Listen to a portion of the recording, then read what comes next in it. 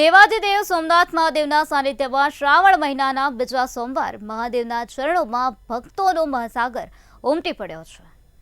શિવજીની આરાધનાના મહાપર્વ પર ભક્તોની લાંબી કતાર જોવા મળી છે।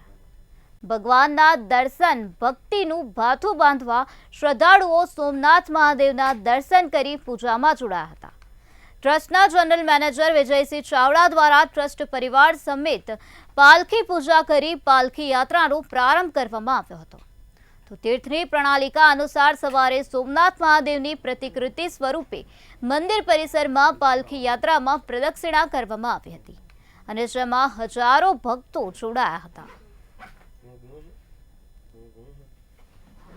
પવિત્ર શ્રાવણ માસના બીજા સોમવારે વહેલી સવારે 4 વાગે મંદિર દર્શનાર્થી માટે ખોલવામાં આવ્યું। ત્યારથી મોટી સંખ્યામાં લોકો દર્શનની લાઈનમાં ઊભા હતા અને સૌને સારી રીતે દર્શન થાય તે માટેની વ્યવસ્થા સ્થાનિક જિલ્લા વહીવટીતંત્ર, પોલીસ તંત્ર, ટ્રસ્ટ દ્વારા સંકલન કરી ગોઠવવામાં આવી છે।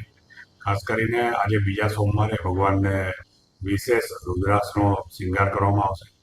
આજે સવારથી જ ધ્વજા પૂજા માટે પણ મોટી સંખ્યામાં લોકોએ લાભ લીધો છે। ભગવાનની જે દર સોમવારે પાલખી યાત્રા નીકળવામાં આવે છે એ પણ આજે સવારે 9 વાગે પૂજન કરી અને પાલખી યાત્રામાં પણ મોટી સંખ્યામાં લોકો જોડાયા હતા। શ્રાવણ માસના સોમવારે સોમનાથ દાદાનું અર્ચન કરવાથી સેવકને ભક્તને 10 ગણું પુણ્ય પ્રાપ્ત થાય છે। આજે તમે ઓમ નમઃ શિવાયની એક માળા કરો તો એમનું 10 ગણું પુણ્ય પ્રાપ્ત થાય છે।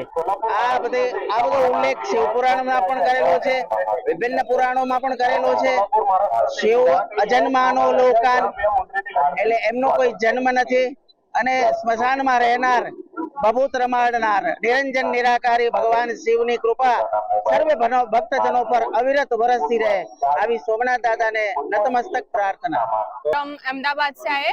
हम हर श्रावण में अहमदाबाद से दर्शन करने आते हैं सोमनाथ और बहुत अच्छा लगता है। श्रावण का महीना है और यहाँ का एटमॉस्फियर भी बहुत अच्छा है। खास करके श्रावण मास चल रहा है, महादेव से क्या प्रार्थना की?